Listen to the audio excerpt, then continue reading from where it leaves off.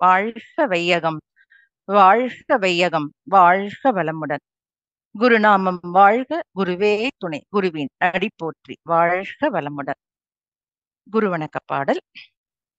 சிந்தையை அடக்கியே சும்மாவிருக்கின்ற சீரறிய செய்த குருவே, அந்த நிலைத்தனில் அறிவு அசைவற்றிருக்க பெரும் ஆனந்தம் பொங்குதங்கே. இந்த பெரும் உலகமிசை எடுத்த பிறவிகளின் இறுதி பயனாகிய, இந்த பெரும் உலகமிசை எடுத்த பிறவிகளின் இறுதி பயனாகிய சந்ததமும் மறவா சாந்த வாழ்வழித்தோயின் சந்தோஷ செய்திதுவே. சிந்தையை அடக்கியே சும்மாயிருக்கின்ற சீரறிய செய்த குருவே, சீரறிய செய்த குருவே. வாழ்க வளமுடன். இணைப்பில் இணைந்துள்ள அனைத்து ஆசிரியர் பெருமக்களுக்கும் மற்றும் உலக சமுதாய சேவா சங்க தலைவர் திரு SKM ஐயா அவர்களுக்கும் மற்றும் நிகழ்ச்சி தொகுப்பாளருக்கும் என் சிரம் தாழ்ந்த வணக்கங்களும் வாழ்க வளமுடன் வாழ்த்துக்களும். இன்னைக்கு நம்ம பார்க்க போறது அம்மா சொன்ன மாதிரி பேரற வாழ்வு. பேரற வாழ்வுன்னு சுவாமி நிறைய இடத்துல அந்த அறவாழ்வை பத்தி சொல்லியிருக்காரு. இந்த உலக நல வாழ்த்துல கூட நம் கடமை அறவாழ்வில் நாட்டத்தே சிறக்கட்டும், அறநெறி வாழ்க்கைன்னு சொல்லி அறத்தை பத்தி இந்த பேரற வாழ்வை பத்தி நிறைய சொல்லியிருக்காரு. இன்னைக்கு காலையில எனக்கு ஒரு போன் வந்தது. அதுல அந்த அம்மா என்னை விட சின்னவங்க தான், இளமை தான், ஒரு 40-45 வயதுக்குள்ள இருக்கும். நல்ல படிச்சிருக்காங்க, நல்ல வேலையில இருக்காங்க. காலையில போன் என்னன்னா, அம்மா நான் இன்னைக்கு ஃபுல்லா மனசே சரியில்லை, எழுந்ததுல இருந்து ஒரே ஸ்ட்ரெஸ்ஃபுல்லா இருக்கேன்றாங்க. ஸ்ட்ரெஸ் ஃபுல்லா இருக்கும். எப்படி நம்ம ஒரு விருந்துக்கு போனா சாப்பிட்டா ஃபுல்லா சாப்பிட்டோன்றத சந்தோஷமா சொல்லுவோமோ, இவங்க அந்த ஸ்ட்ரெஸ் அப்படி சொல்றாங்க. ஸ்ட்ரெஸ்ஃபுல்லா இருக்குமா, என்ன பண்றது அப்படின்னாங்க. இப்போ நிறைய பேருடைய வாழ்க்கை நல்லா சம்பாதிக்கிறாங்க, படிக்கிறாங்க, குடும்பம் நல்லா இருக்கு. ஆனா ஏதோ ஒரு வெறுமையிலேயே இருக்காங்க. வாழ்க்கைனா எல்லாம் இருக்கதான் இருக்குங்க. வாழ்க்கை என்றால் 1000 இருக்கும், வாசல் தோறும் வேதனை இருக்கும், வந்த துன்பம் எதுவென்றாலும் வாடி நின்றால் ஓடுவதேது, கண்ணதாசன் வரிகள். சோ வாழ்க்கைனா எல்லாம் இருக்கதான் இருக்கு. இப்ப எப்படி ஒரு சாலையில நம்ம நடந்து போனோம்னா மேடு பள்ளம் எல்லாம் இருக்கதான் இருக்கு இல்லையா? நம்ம தாண்டி தான் போறோம். அதாவது நமக்கு இருக்கு, நமக்காக அது இல்லாம இருக்காது. அதனால நம்ம இந்த வாழ்க்கையில வாழ்க்கை என்பதே ஒரு பயணம் தான். பயணத்துல எல்லாம் நல்லவங்களையும் பார்ப்போம், கெட்டவங்களையும். இப்போ நம்ம ஃபார் எக்ஸாம்பிள் நம்ம சென்னையில இருந்து நம்ம ஆழியார் போனோம்னா எவ்வளவு சந்தோஷமா இருக்கு. அந்த சந்தோஷமான பயணம் நம்ம முன்னாடியே எல்லாம் எடுத்து வச்சுக்கிறோம். நமக்கு யார் யார் சேர்ந்து வர போறாங்களோ அவங்களோட கான்டாக்ட்ஸ் வச்சுக்கிட்டு எவ்வளவு சந்தோஷமா கிளம்புறோம். வரும்போது கொஞ்சம் கஷ்டமா இருக்கும், அது வேற விஷயம். பட் அந்த மாதிரி வாழ்க்கைய சந்தோஷமா தள்ளிட்டு போகணும்.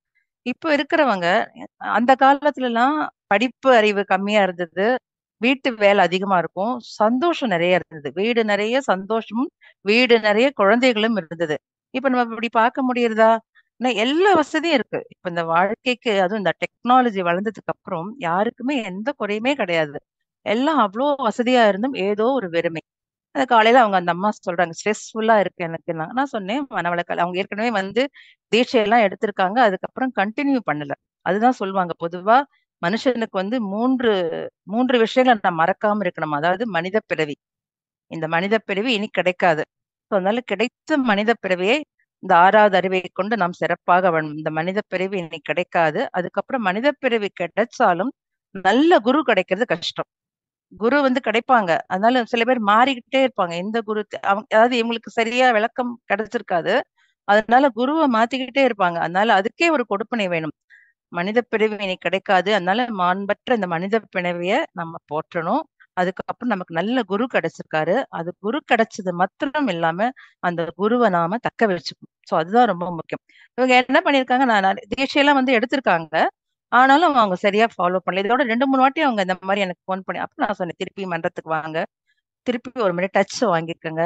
நீங்க உங்களுக்கு அதெல்லாம் வாழ்க்கையெல்லாம் சரியாயிடும் சொன்னப்புறம், என்னவோ நீங்க சொல்றீங்க அப்படின்ற ஒரு வாழ்க்கையில ஒரு சலிப்பு.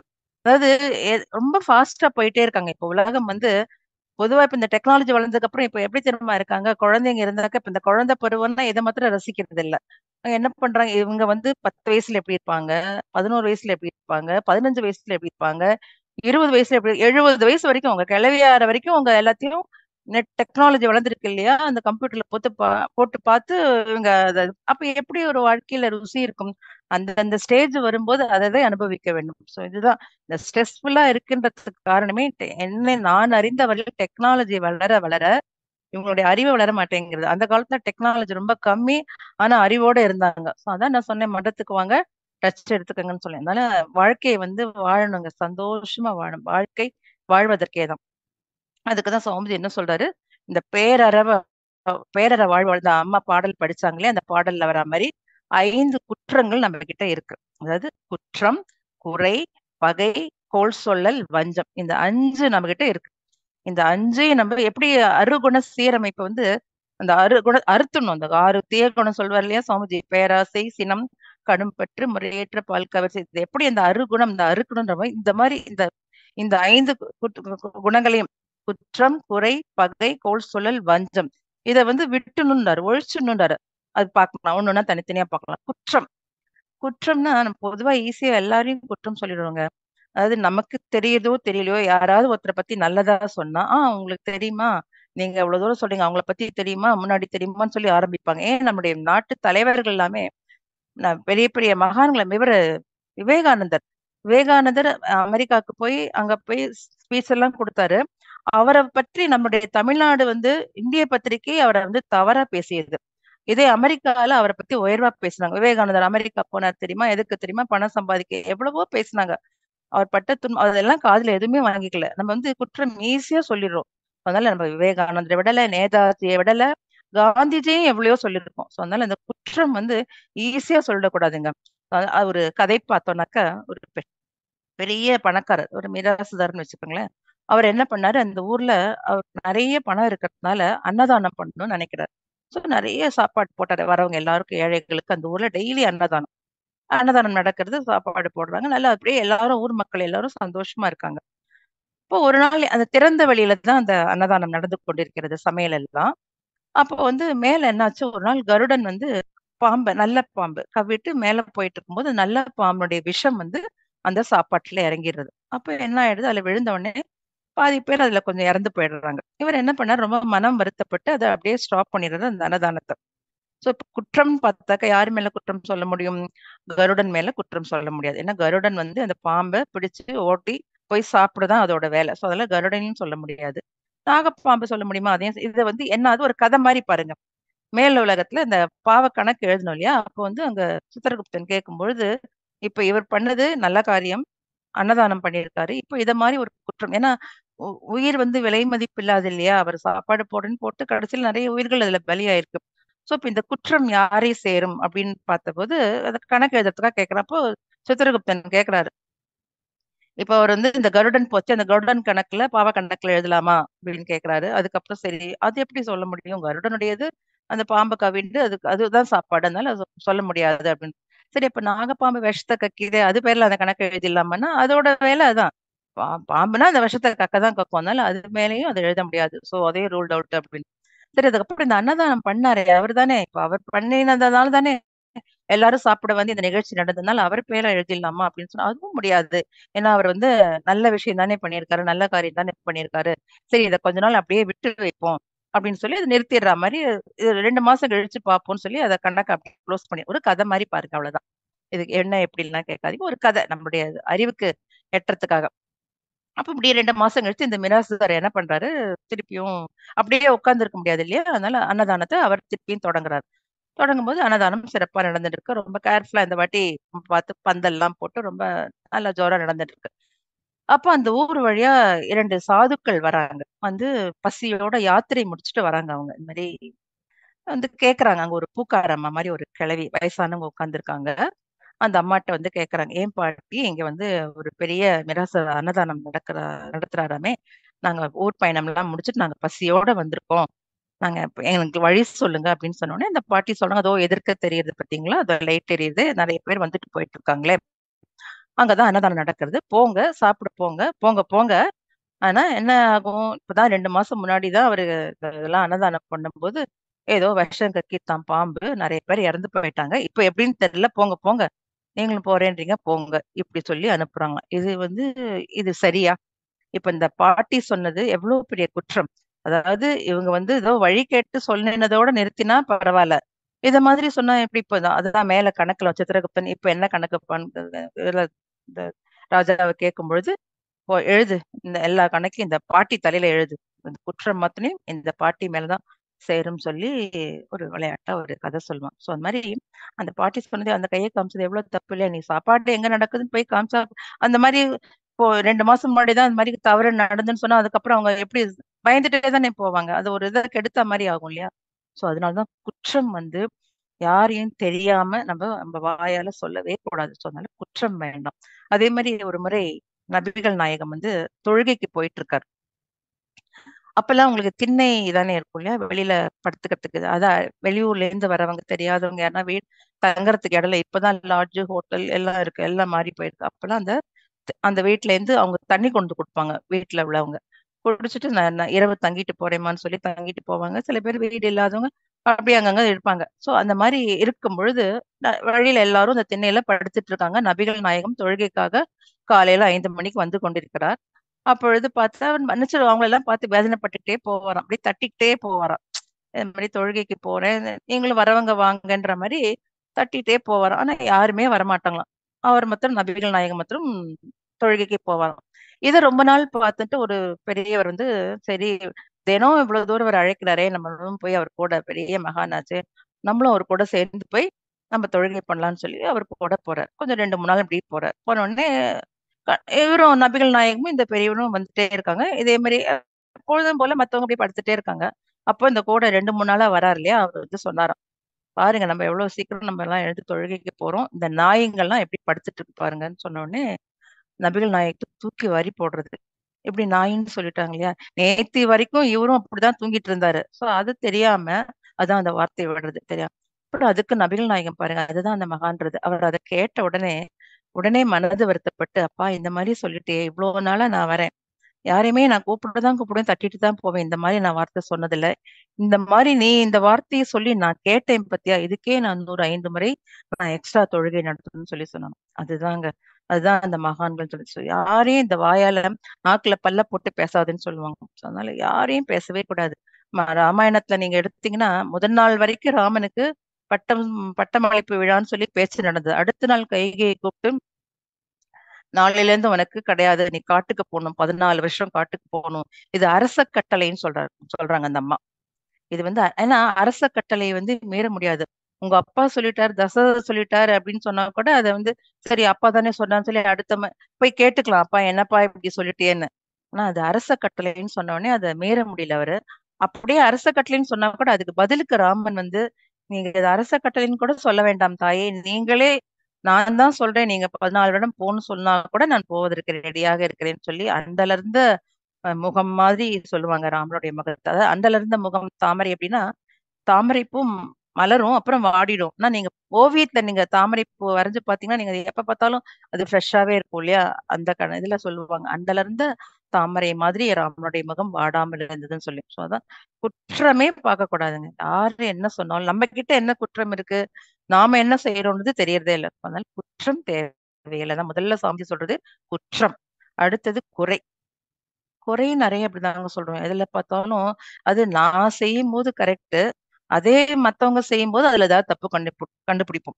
ஃபார் எக்ஸாம்பிள் உங்க வீட்லயே உங்களுக்காக கணவர் ஏதாவது உதவிக்காக வந்தாக்க, அவர் செய்யறத செய்யட்டும். நீங்க நினைப்பீங்க இல்லையா? அவர் கூட யாருமே எனக்கு ஹெல்ப்புக்கு வரதில்லன்னு சொல்லி புலம்பும்போது புலம்புறோம். அப்புறம் அவர் செய்யும்போது நீங்க குறை சொல்லிட்டே இருந்தீங்கன்னு வச்சுக்கங்களேன், அவங்க திருப்பி செய்ய பிடிக்காது. அதனால தான் அவங்க வரமாட்டேன்றாங்க. அவங்க செய்தாலும் கூட, குறை தெரிந்தாலும் அதை நிறைவாக இப்படி செய்யாதீங்க.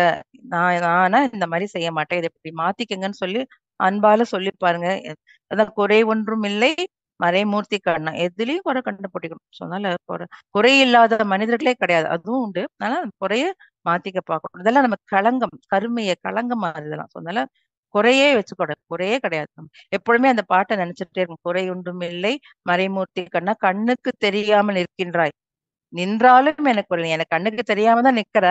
ஆனாலும் எனக்கு குறையல. நீ என்ன பார்த்துப்ப அப்படின்றது. அது சாஷ்டாங்கமா ஒரு ஒரு ஆத்மார்த்தமான உள்ள வார்த்தை அது. ஸோ அதனால குறையே வேண்டாம். அதுக்கப்புறம் பகை. பகை வந்து அதான் சொல்ற சாமிஜி, "இருப்பு கட்டின சினம் வஞ்சம்" சொல்லுவாங்க. உள்ளுக்குள்ளேயே வச்சுக்கிட்டு இந்த பகைய, விலங்குகள் தான் என்ன பண்ணும், விலங்குகள் சண்டை போட்டுக்காது. விலங்குகள் வந்து மனிதன பார்த்தா தான் பயம். ஆனா அதுங்களுக்குள்ள சண்டை போட்டுக்கவே போட்டுக்காது. ஆனா மனிதர்கள் தான் ஒரு மனிதன பார்த்தா அதாவது சண்டைக்கு ரெடியா இருக்காங்க.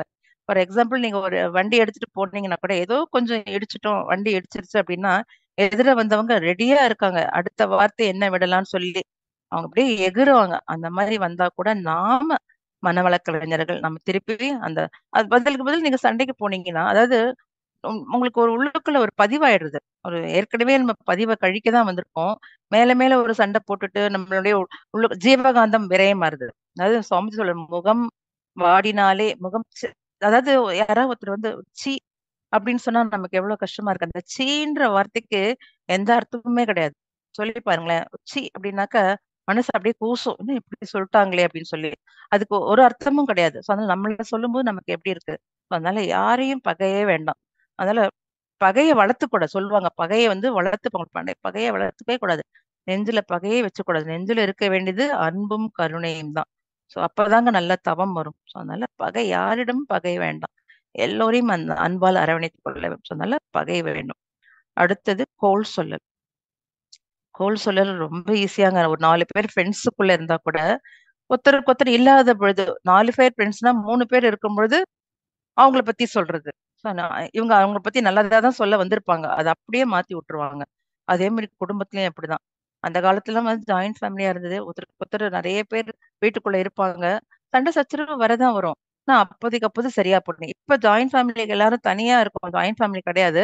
ஆனா ஒருத்தருக்கு ஒருத்தர் அந்த ஒரு போட்டி, பொறாமை இதே தான். அதாவது கணவன் மனைவிக்குள்ளேயே ஒரு அந்த பகை, வஞ்சம்ன்றது இருக்கு. அத பார்த்துன்னு குழந்தைகளும் அந்த குணத்த வளர்த்துக்கிறாங்க. ஸோ அதனால முதல்ல குடும்பம் இப்ப நான் இந்த சொல்றது சுவாமி சொல்லியிருக்கிறது எல்லாமே இந்த குற்றம், குறை, பகை, கோள் சொல்லல், வஞ்சம் எல்லாமே ஃபேமிலில தான். ஸோ அதனால அந்த கோள் சொல்லல் வேண்டாம். ஒரு முறை அந்த ராமாயணம் யுத்தம் எல்லாம் முடிஞ்ச உடனே அப்படியே ஊரே அமைதியா இருக்கு. அப்போ சீதையும், ஆஞ்சநேயரும் உட்கார்ந்து பேசிட்டு இருக்காங்க. அப்போ வந்து சீதை சொல்றாங்க ஆஞ்சநேயர்ட்ட, வந்து இந்த உலகத்துல வந்து யார்ட்டயுமே குறையே இல்ல. குறை இல்லாதவங்க இல்ல. குறையோட தான் நெறைய பேர் இருக்காங்க. நான் பார்த்த வரைக்கும் எல்லா ஜீவராசியும் சேர்த்து சொல்றாங்க அந்த அம்மா ஆஞ்சநேயர் கிட்ட, அனுமன் கிட்ட.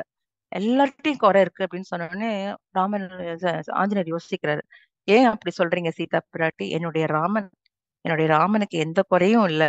குறை இல்லாத அப்பழுக்கற்ற என்னுடைய ராமச்சந்திரமூர்த்தி அப்படின்னு சொன்ன உடனே, இல்ல ஏன்னா நான் எப்படி சொல்றேன்னா, ராவணன் சிறை பிடித்த உடனே ராமர் வந்து ஓடி வந்து காப்பாத்தவன்னு சொல்லி அவர் வரல. அந்த க்ஷணமே வரல. அதுக்கு அடுத்த நாள் தான் அவரு முயற்சி எடுத்தாரு. அதனால உங்களுடைய ராமன் குற்றம் உள்ளவள் தான் அப்படின்னு சொன்னேன். சரின்னு சொல்ற மாரி தான் இருக்கு. இருந்தாலும் ஆஞ்சநேயர் முகம் கொஞ்சம் வாடி விட்டது. அப்போ உடனே கேட்கிறார், நீ சீதாவ சரி, இப்ப ராமன் இந்த மாதிரி சொல்லிட்டீங்க. இந்த குற்றம் இருக்கு. நீங்க என்ன சீதா பிராட்டி செய்தீங்க? உங்களுடைய குற்றம் என்ன? அப்படின்னு கேட்ட உடனே, என்னுடைய குற்றமா? இப்ப நான் சொல்லிட்டு இருக்கேன் இல்லையா ராமன பத்தி. இந்த மாரி உடனே ஏன் வரலன்னு உங்கள்ட்ட நான் சொல்லிட்டு இருக்கேன் இல்லையா? இதுதான் என்னுடைய குற்றம் அப்படின்னு ஒத்துக்கிறாங்க. இதுதான் என்னுடைய குற்றம் அப்படின்னு சொன்ன உடனே ஆஞ்சநேயர் திருப்பி கேட்கிறாரு. ஆமா, நான் என்ன தப்பு செய்தேன்? என்னிடம் என்ன குற்றம் இருக்கு அப்படின்னு சொன்ன உடனே, இப்ப இத நான் சொல்லதெல்லாம் நீ கேட்டுட்டு இருக்க பாரு. ஊரா வீட்டு கதைய கேட்கிற மாரி. ஒரு தமாஷா. இதுதான் பெரிய குற்றம்னு அதனால குற்றம் இல்லாதவங்க யாருமே கிடையாது. அதான் அந்த கோள் சொல்லி அதாவது இவரு வள்ளல் பெருமான் சொல்வாரு. கோள் சொல்லி குடும்பம் கலைத்தேன். அதாவது அவர் முக்திக்கு கேட்கிறாரு. எனக்கு முக்தி கொடு இறைவா, இறைவா முக்தி கொடு. ஏன் எனக்கு இன்னும் முக்தி கிடைக்க மாட்டேங்கிறது? கோள் சொல்லி குடும்பம் கலைத்தேனான்னு ஏதாவது குடும்பத்துல கோள் சொல்லி என்னால அந்த குடும்பம் கலைஞ்சுதா இறைவான்னு சொல்லி இறைவன்ட்ட கதறாரு. அவர் கேட்கறது அந்த முக்திக்காக. அதனால அந்த கோள் சொல்லல் வேணவே வேண்டாம். யார பத்தி யாரும் நம்ம புறம் பேசவே கூடாது. அந்த புறம் அதெல்லாம் நமக்கு ஒரு அழுக்கு தாங்க. நமக்கு அழுக்கு இப்போ ஒரு வீடு இருக்குன்னா, கிளீன் தான் பண்ணலாம். சும்மா பண்ணிக்கிட்டே இருந்தா எப்படி? நம்ம சுத்தம் அதாவது நம்ம கிளீனா வச்சுக்கணும் வீட. வீடுனா அழுக்கு இருக்கதான் தான் இருக்கும். அதே மாரி இந்த மனசும் அப்படிதான். மேல மேல போட்டுக்கிட்டே இருந்தா அப்புறம் எப்படி நம்ம டெய்லி தவம் பண்றோம், உடற்பயிற்சி பண்றோம், காயகல்ப பயிற்சி பண்ணணும். இதெல்லாம் அந்த நீக்கத்த விலங்கின பதிவு போக்கத்த தானே இந்த உடற்பயிற்சி. இன்னும் மேல மேல அந்த விலங்குகள் மாரி நம்ம பதிவு சேர்த்துக்கிட்டே இருந்தா, அதனால இந்த குற்றம், குறை, பகை வேண்டாம், கோள் சொல்லல் வேண்டாம். அடுத்தது வஞ்சம். வஞ்சமும் அதுதான் சாமிச்சோட இருப்பு கட்டிய சினம் வஞ்சம் அப்படியே நெஞ்சுக்குள்ளேயே வச்சிருக்கிறது. இந்த நெஞ்சு அந்த ஒரு பாட்டு வரும் தியாகம் படத்துல. நம்மளுடைய நடிகர் திலகம் பாடுவார். அந்த வரி எனக்கு ரொம்ப பிடிச்ச வரி.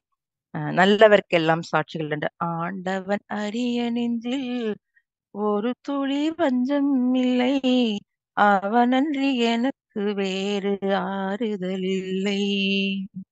ஆண்டவன் அரிய நெஞ்சில் ஒரு துளி வஞ்சம் இல்லை, அவனன்றி எனக்கு வேறு ஆறுதல் இல்லை.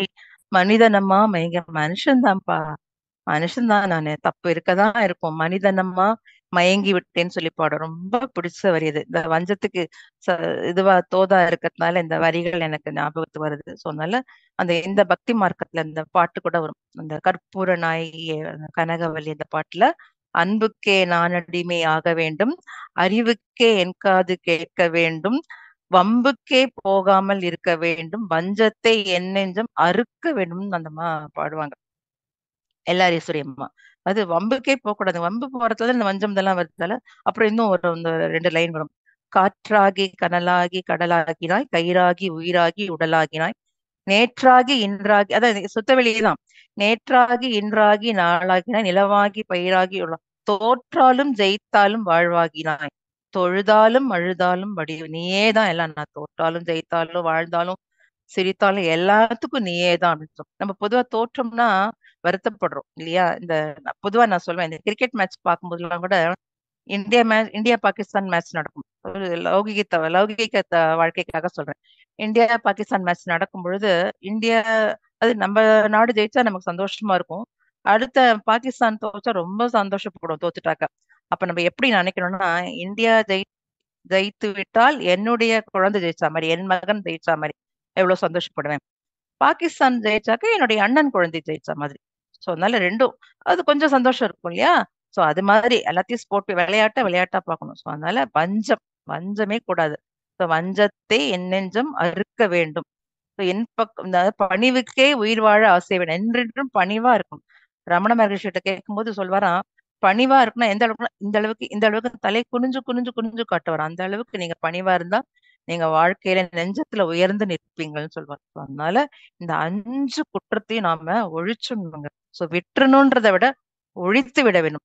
குற்றம், குறை, பகை, கோள் சொல்லல், வஞ்சம் அப்படியே ஒழிச்சோம். சரி, இத எல்லாத்தையும் எடுத்துட்டோம். இப்ப மேல நல்லதை போடணும் இல்லையா? அதுக்குதான் சுவாமி என்ன சொன்னார் அந்த பாடல்ல சொன்ன மாதிரி, நற்றவம், நட்புணர்வு, நலம் பிறருக்கு செய்யும் தகுதி, ஞான நெறி, நாட்டமுடு மன்னிப்பு. இது பார்க்கலாம். ஒன்னொன்னா பார்க்கலாம். நற்றவம். இந்த குற்றம் எல்லாம் போயாச்சுன்னா என்ன பண்ணணும்? நல்லா தவம் பண்ணுங்க. பாரதியார் சொல்றார் இல்லையா? செய்க தவம், செய்க தவம், செய்க தவம், செய்தால் எய்த வேண்டியதை எய்தலாம். அதுக்கப்புறம் ஒண்ணு சொல்றாரு பாருங்க, அன்பில் சிறந்த தவம் இல்லை. அன்பு தாங்க பெரிய தவம். எல்லோருடையும் அன்பு அன்பு அன்பு அன்புதான் நமக்கு நிறைய நிறைஞ்சிருக்கும். ஸோ அதனால நல்லா தவம் பண்ணணும். நல்லா தவம் பண்ணேன்னு சொல்லிட்டு நம்முடைய செயல்களுக்கு தவம் மாத்திரம் இந்த 20 நிமிஷம், அரை மணி நேரம், 40 மினிட்ஸ் பண்ணினா மாத்திரம் போறாது. நம்முடைய செயல்கள் சிறப்பாக இருக்கணும். ஃபார் எக்ஸாம்பிள், காத்தால எழுந்து நம்ம பல் தேய்க்கிறோம். பல் தேய்க்கும் பொழுது நமக்கு அந்த ஒரு மிஞ்சி போனா ஒரு 5 நிமிடம் நம்ம பல் தேய்ப்போமா? அந்த 5 நிமிடம்னாவது நம்ம கிட்ட மனசு நிக்கணும். நிக்கிறதா? நிக்காது. நம்ம என்ன பண்ணுவோம்? உடனே அடுத்து என்ன வேலை?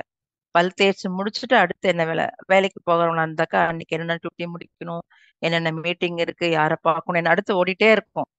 அடுத்து குளிக்கணும் வேற. பல் தேய்ச்சுட்டு அதுக்கப்புறம் குளிக்கணும். குளிக்கும்போது அதுக்கு குளிக்கிறதுல மனசு இருக்காது. அதுக்கப்புறம் என்ன வேலை? இதுதான் எந்த செயல் செய்தாலும் சொல்லுவாங்க இல்லையா? ஆத்மார்த்தமா செய்யணும்னு சொல்லிட்டு. ஆத்மார்த்தமான அதோட ஒன்றி. இப்ப ஒரு வீடு பெருக்கிறதா கூட அப்படி துடைக்கிற மாதிரி இருக்கணும். நல்லா சுத்தமா இண்டு இடுக்கெல்லாம் எங்க பாட்டி சொல்லுவாங்க அந்த காலத்துல, இண்டு இடுக்குன்னுவாங்க. எல்லா இடத்துலயும் சுத்தம் பண்ணணும். ஸோ அதனால ஒரு பெருக்குறதுனா கூட நல்லா துடைக்கிற மாதிரி சுத்தம் பண்ணணும். ஒரு பாத்திரம் தேய்க்கிறதுனா கூட நல்லா சுத்தமா. அதுக்காக சில பேர் தண்ணி ஊத்தி ஊத்தி நல்லா சுத்தம் பண்ணுன்னு சொல்லி தண்ணியை ரொம்ப வேஸ்ட் பண்ணுவாங்க. அதுலயும் அதான் ஒன்றில் ஒன்றுக்கு எடாதபடி சாமிஜி சொல்ற மாதிரி.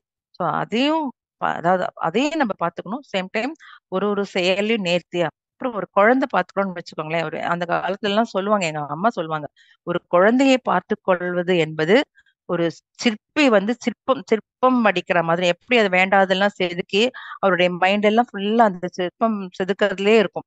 சோ அந்த மாதிரி அந்த கண்காணிப்பு என்ன குழந்தை பாத்துக்கிறது சாதாரண காரியம் இல்லைங்க.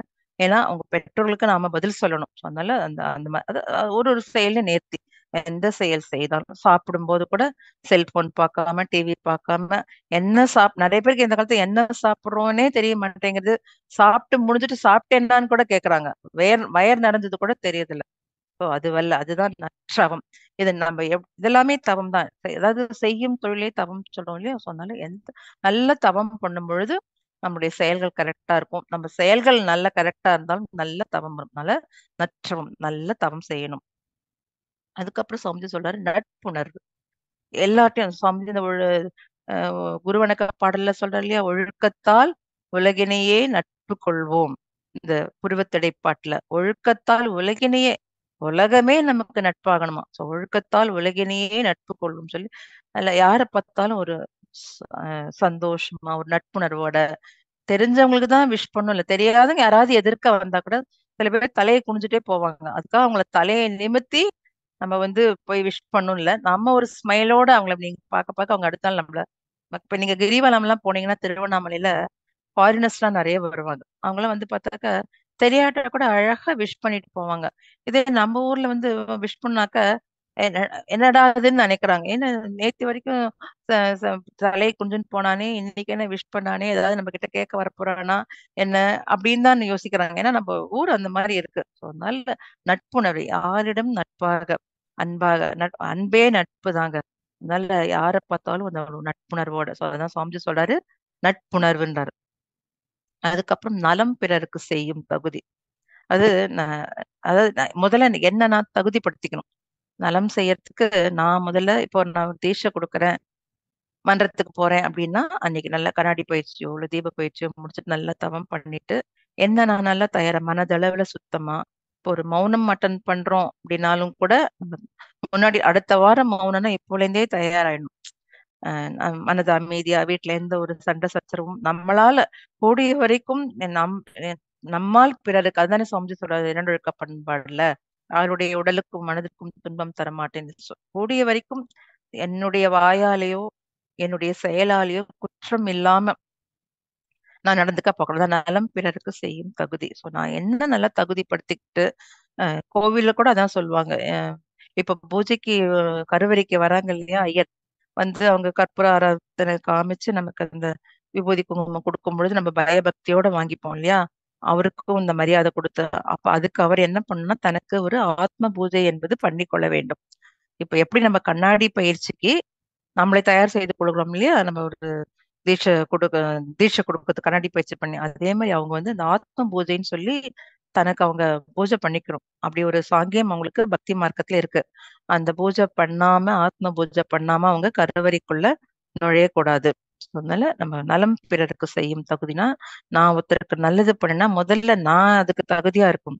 ஒரு சிந்தனை விளக்கமோ ஏதோ ஒரு நல்லது நம்ம மன்றத்திலயோ எந்த ஒரு நல்ல இடத்துல நம்மள கூப்பிடும் பொழுது நான் ஒரு வார்த்தையை ஒரு மேடையில அந்த சத்சங்கத்துல நான் சொல்றேன்னா அதை நான் கடைபிடிக்காம அந்த வார்த்தையை நான் சொல்லக்கூடாது. சோ அதனால நம்ம நலம் பிறருக்கு அதுதான் சுவாமி என்ன எவ்வளவு அழகா வார்த்தையை போட்டுக்காரு பாருங்க. சொன்னால என்ன நான் நல்லா தகுதிப்படுத்திக்கணும். நலம்னா ஃபார் எக்ஸாம்பிள் அசோசியேஷன் ஒரு பிளாட்ல நீங்க இருந்தீங்கன்னா அசோசியேஷன்ல நீங்க மெம்பரா இருப்பீங்க. நீங்க மெம்பரா இருந்துதான் அந்த அசோசியேஷன் அந்த கூட்டத்தோடு சேர்ந்து நீங்க மக்களுக்கு நல்லது பண்ணணும் இல்ல. நான் எப்போதுமே அதான் சொல்ல ஒரு பதவி கொடுத்து அந்த பதவியில உட்காத்தி வச்சு அதன் மூலமா நம்ம நல்லது பண்றதை விட எந்த பதவியும் வேண்டாம். பதவியில இருக்கிறவங்க இருங்க. ஆனா நான் வந்து அந்த பதவியில உள்ளவங்க என்ன செய்வாங்களோ அது நான் பதவி இல்லாமே நான் செய்து உங்களுக்கு நான் துணையாக இருக்கிறேன் என்பதுதான் பெரிய உதவிங்க. அதுதான் பேருதவி. அதனால எந்த பட்டமோ பதவியோ வேண்டவே வேண்டாம். ஏன்னா அந்த பட்டம் பதவி நமக்கு வரும்பொழுது ஆட்டோமேட்டிக்கா அந்த ஒரு அகந்தை வந்துடுது. படிப்பு கூட அப்படிதாங்க. நீங்க மேல மேல படிப்பு அதிகமாக அதிகமா அதிகமாக பண்புக்கு வரணும் நமக்கு. அதனால ஆனா அகந்தை ஆனா ஓ, இதுவே சட்டப்படியே அப்படிதான். நீதிப்படியே நீங்க படிக்க படிக்க என்ன ஆகும்னா நமக்கு அறிவு வளரும். சேம் டைம் என்ன வளரும்? இந்த அகந்தையும் வளரும். ரமண மகரிஷி சொல்லுவார் இல்லையா? எப்படி ஒரு நெல்லு விளையும் போது கூட களையும் இருக்கா மாதிரி நம்ம அத நெல் எடுக்கும்போது இந்த களையை களைஞ்சிரும் இல்லையா? அதனால நாம் உயரும் பொழுது நம்ம மனவள கலைஞர்கள் நமக்கு எல்லாம் நிறைய தத்துவங்கள்லாம் தெரியும். அதனால நாம் உயர உயர நம்மள நோட் பண்ணிட்டே இருக்கணும். அதுதான் சுவாமிஜி அகத்தாய்வுன்னு சொல்றாரு. நம்மள கண்காணிச்சுட்டே இருக்கணும். அது பெரிய கேமரா மேல ஒண்ணு இருக்கு நம்மள கண்காணிக்கிறதுக்கு. அதனால நாம நம்முடைய உள்ள இருக்கிற கேமரா சொல்லும் இல்லையா? அந்த மைக்கும் கேமராவும் சொல்லும். ஏய் நம்மள தட்டிட்டே இருக்கும். நம்ம எதனா ஒரு செயல் மாறி செய்யும் பொழுது, தவறாக செய்யும் பொழுது, அதனால அது தட்டிக்கிட்டே இருக்கும். அந்த உணர்வோடே இருக்கணும். அதான் விழிப்பு நிலை. நீங்க வீட்ல கூட சில ஜாயிண்ட் ஃபேமிலில இருக்கும் பொழுது, நீங்க உங்களால எது முடியுமோ அத செய்யுங்க. நீங்க அவங்க என்ன நினைப்பாங்களோ, அவங்க என்ன சொல்லிடுவாங்களோன்னு சொல்லிட்டு நீங்க சொல்லாம இருந்தீங்கன்னா, மேல மேல உங்களுக்கு அந்த ஒர்க்க திணிச்சு விடுவாங்க. அதுக்கப்புறம் உங்களுக்கு கஷ்டமா இருக்கும். ஒரு சலிப்பு வரும்பொழுது அவங்க என்ன சொல்லுவாங்க? நம்ம வீட்லயே இருக்கோம். நம்ம சொல்லும்பொழுது இப்ப அவங்க வெளியில போறாங்க. பசங்க வெளியில போறாங்க. குழந்தைய பார்த்துக்கோ ஏதோ சொல்றாங்க. சொல்லும்போது நம்மளால முடியும் பொழுது பார்த்துக்கணும். அவங்க சரி அவங்க ஒரு ஒரு வாட்டி நெறைய சரி அம்மா தான் முடியுதுன்னு சொல்றாங்கன்னு விட்டுட்டு போம்போது, உங்களால முடியாத போது நீங்க பார்த்துக்கும்போது, ஒரு சலிப்பு வரும். அப்ப நீங்க உடனே சொல்லிடணும். அப்பா இன்னைக்கு கொஞ்சம் என்னால முடியல. நீங்க கொஞ்சம் வெளியில போறத நீங்க அப்புறம் தள்ளி வச்சுக்கலாமே அப்படின்னு நாசூக்கா எடுத்து சொன்னீங்கன்னா, அதான் விழிப்பு நிலை. அப்ப நீங்க தப்பிச்சீங்க. அப்ப சரிம்மா உன்னால முடியல. இரு நீ ரெஸ்ட் எடுத்துக்கோ. நாங்க போகல. நாங்க அடுத்த வாரம் போய்க்கிறோம். இது ஃபார் எக்ஸாம்பிள்க்கு சொல்றேன். இது மாரி ஒரு ஒரு செயலும். அத நம்ம சொல்லாம விட்டுட்டோம்னு வச்சுக்கோங்களேன், அதுக்கப்புறம் அவங்க நம்மள கேள்வி கேட்பாங்க. "ஏம்மா நீ முதல்லயே சொல்றதுக்கு என்ன?" அப்படின்னுவாங்க. அது மாரி தான் என்னுடைய ஒரு நண்பர் வீட்ல நடந்த விஷயம். அவங்க கணவன், மனைவி 2 பேர் இருக்காங்க. அவங்க வீட்ல வயசான அம்மா, அப்பா அந்த கணவனுடைய அம்மா, அப்பா இருக்காங்க. அந்த மாமனார் அந்த பொண்ணுடைய மாமனார் அவர் என்ன பண்ணுவாரு, அவருக்கு காது கேட்காது. அதனால என்ன பண்ண டிவி ரொம்ப சவுண்டா கேட்பாரு அவரு. அவர் புரிஞ்சுக்கணும். சரி உனக்கு காது கேட்கல, நீ சவுண்டா கேட்கறன்னா, மத்தவங்களுக்கு அது எவ்வளோ டிஸ்டர்பன்ஸா இருக்கும். அதனால இந்த மனைவி என்ன பண்ணுவா, வீட்ல சர்வன்ட்டும் கிடையாது. இந்த அம்மா தான் எல்லா வேலையும் பண்ணணும். இவங்க அந்த சவுண்டா கேட்டு, கேட்டு, கேட்டு இவங்களுக்கு காது பிரச்சனை வந்துருது. காது பிரச்சனை அதுக்கப்புறம் அவங்க ஹாஸ்பிட்டல் போய் அப்ப சொல்றாங்க அந்த அம்மா. எனக்கு இந்த மாரி டிவி இவ்வளோ அதிகமா போட்டு, போட்டு தான் எனக்கு காது இந்த மாரி பிரச்சனை ஆயிடுது.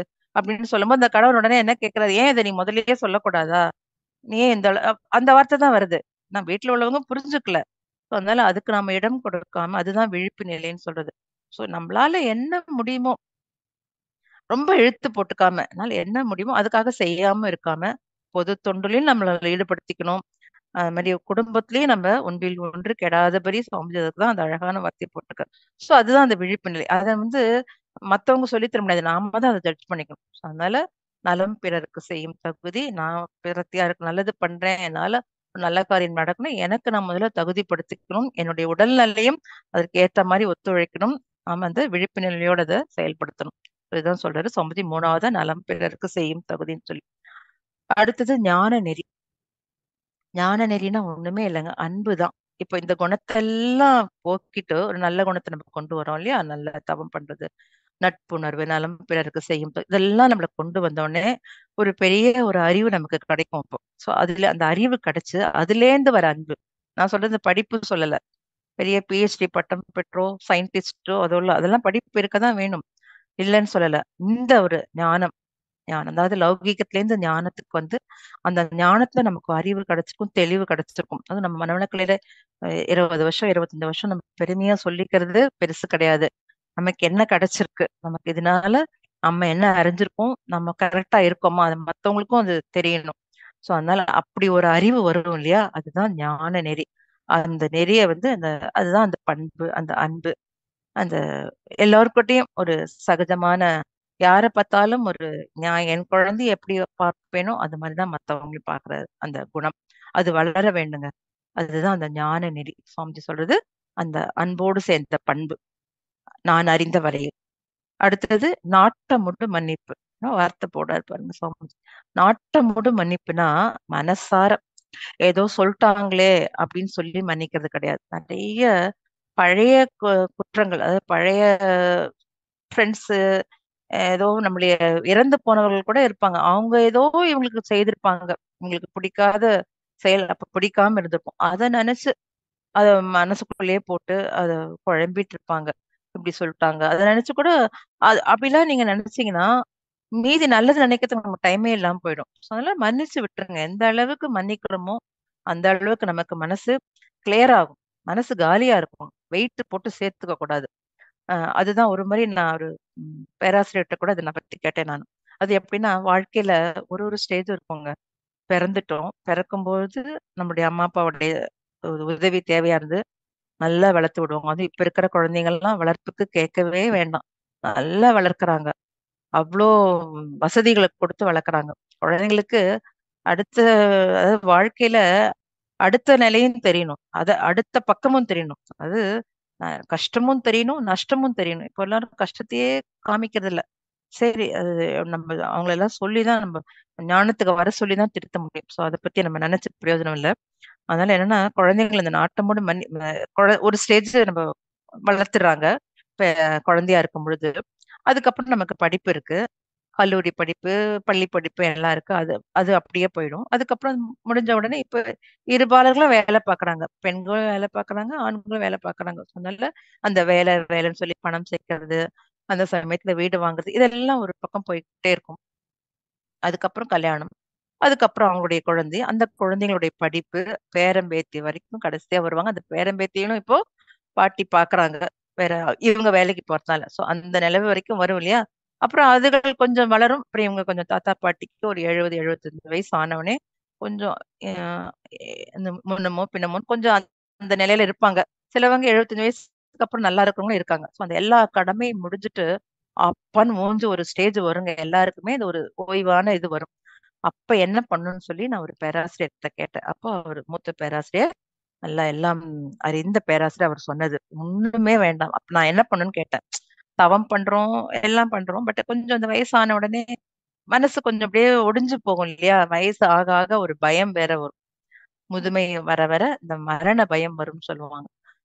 அதெல்லாம் வரக்கூடாது. நான் எப்படி பார்த்தா நல்லா தவம் பண்ணி நம்மள அகத்தாய்வு பண்ணும்போது வரக்கூடாது. அப்படியும் ஏதோ ஒரு இது இப்போ இந்த இதுல கூட எனக்கு கொஞ்சம் சிலதெல்லாம் பயம் வருங்க. அடிக்கடி எனக்கு ஒரு பயம் வரும். பயம் மறுக்க தான் கூடாது. அந்த பயம் வரும். அப்போ அவரு சொன்னாரு, "ஒண்ணும் வேண்டாம். நீங்க அமைதியா உட்கார்ந்துட்டு நல்லா தவம் பண்ண முடிஞ்சா தவம் பண்ணுங்க. அப்படி இல்லன்னா, உங்களுடைய பழைய நண்பர் நீங்க நெறைய பேரு அவங்களால இவ்ளோ வயசு வரைக்கும் உங்களுடைய உயர்வுக்கு நெறைய பேர் காரணமாக இருந்திருப்பாங்க. அவங்களெல்லாம் நெனச்சு அவங்களுக்கு நன்றி சொல்லுங்கன்னாரு. எவ்ளோ உயர்ந்த வார்த்தை பாருங்க. அந்த பேராசிரியர் சொன்னது இன்னமும் எனக்கு நினைவிருக்கு. யாரெல்லாம் ஞாபகத்துக்கு வராங்களோ நெறைய நன்றி நம்ம வாழ்த்து சொல்றோம். அது வேற. நெறைய இப்ப நம்முடைய குடும்பத்துல நெறைய பேருக்கு நெறைய கஷ்டங்கள் சொல்லுவாங்க. கணவன் சரியில்லை, மகன் சரியில்லன்னு சொன்னா நல்லா வாழ்த்துங்கன்னு சொல்லுவோம். அது ஒரு பக்கம் இருக்கட்டும். இருந்தாலும் நன்றி சொல்வது ரொம்ப முக்கியம். அவர் அதான் சொன்னாரு. நீங்க தவம் முடிஞ்சு நெறைய உங்களுக்கு சலிக்க சலிக்க நீங்க ஒரு நபர் எடுத்தீங்கன்னா, அவங்களே ஒரு 100 வாட்டி நன்றி சொல்லுங்க. அவங்களுடைய பழைய உருவத்தெல்லாம் ஞாபகத்துக்கு கொண்டு வாங்க. நெறைய நன்றி சொல்லி பழகுங்க அப்படின்னு சொல்லுவாரு. அதனால அந்த நல்ல நெறைய அதுதான் நாட்டமுடு மன்னிப்பு. நமக்கு வந்து ஒண்ணும் வேண்டாம். ஏதோ ஒரு எப்பயாவது நம்ம ஒரு கடைக்கு போயிருப்போம். நம்ம கிராஸ் பண்ணியிருப்போம் ரோட. அப்போ வந்து அவங்க தள்ளி விட்டுருப்பாங்க. அப்படியே நகர்த்தி விட்டுருப்பாங்க. அதனால நம்ம உயிர் பிழைச்சிருப்போம். ஃபார் எக்ஸாம்பிள் சொல்றேன். ஸோ அந்த மாரிலாம் நெறைய நமக்கு வந்து நம்முடைய வாழ்க்கைக்கு ஒரு முன்னேற்றத்துக்கு ஒரு உறுதுணையா இருந்திருப்பாங்க. அவங்களெல்லாம் நெனச்சு நன்றி சொல்லணும். ஸோ அதனால இவ்ளோ இந்த அளவுக்கு சுவாமிஜி சொல்லியிருக்காரு. அதனால குற்றம் வேண்டாம், குறை வேண்டாம், பகை வேண்டாம், கோள் சொல்லல் வேண்டாம், வஞ்சமே வேண்டாம். இதெல்லாம் தூக்கி ஒழிச்சு அப்படியே போட்டுட்டு ஒரு டஸ்ட்பின்ல போடுற மாரி அப்படியே போட்டுட்டு, என்ன நமக்கு வேணா நல்ல தவம் பண்ணணும். நட்புணர்வு எல்லோருடையும் நட்புறவாக நட்புணர்வோடு உறவு வேற, உணர்வு வேற.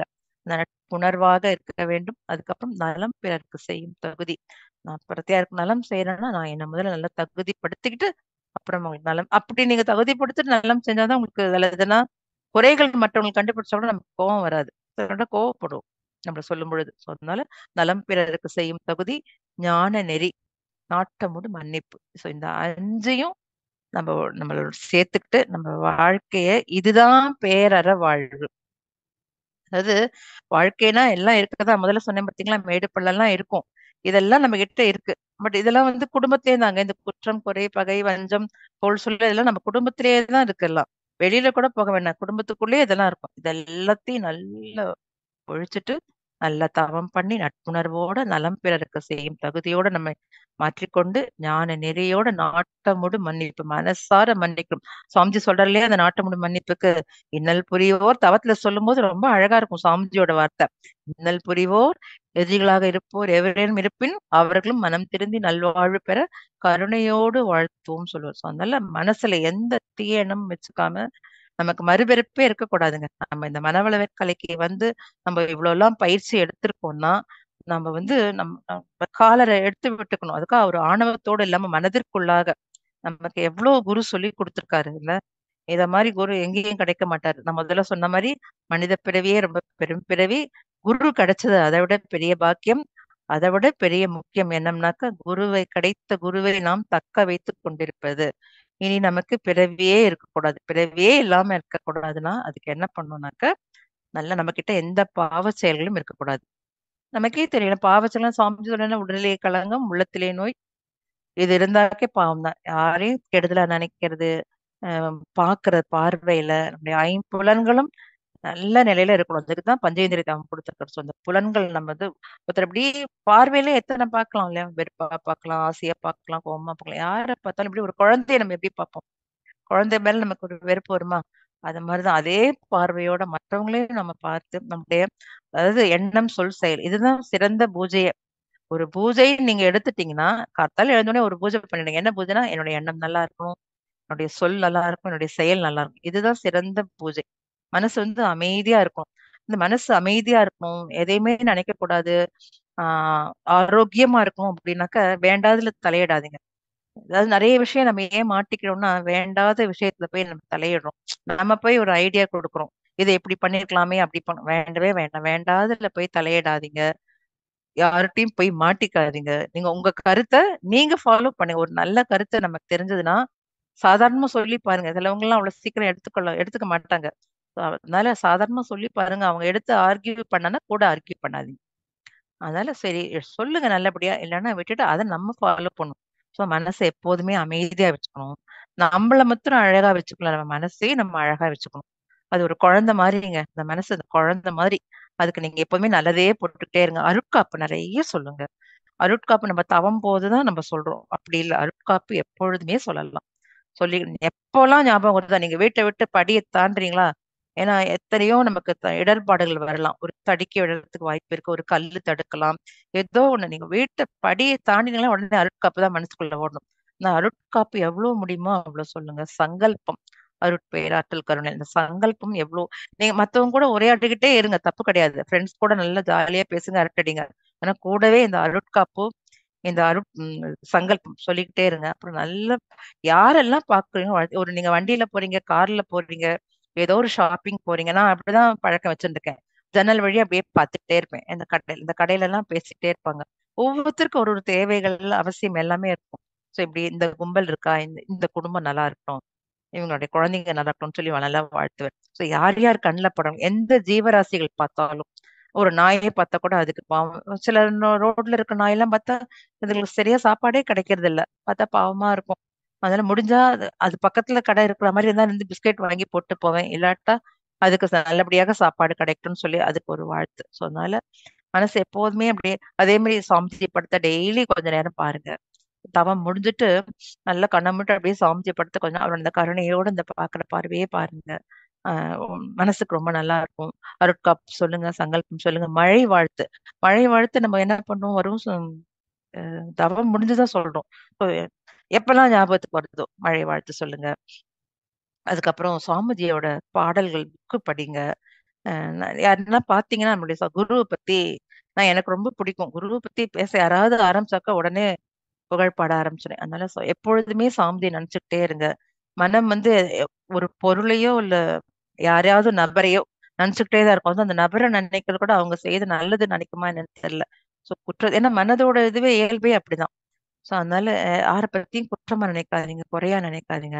நடக்கிறது எல்லாம் நன்மைக்கே என்று நினைச்சு, அதனால இப்படி ஏத்துக்கிட்டு இந்த குற்றம், குறை, பகை, கொள்சல் வந்தது எல்லாத்தையும் ஒழிச்சிட்டு இந்த நற்றவும் நட்புணர்வு நலம் பிறருக்கு செய்யும் தொகுதி ஞான நெறி நாட்டமுடு நினைப்பு இதை சேர்த்துக்கிட்டு நம்ம வாழ்ந்தால் அதுவே பேரற வாழ்வு.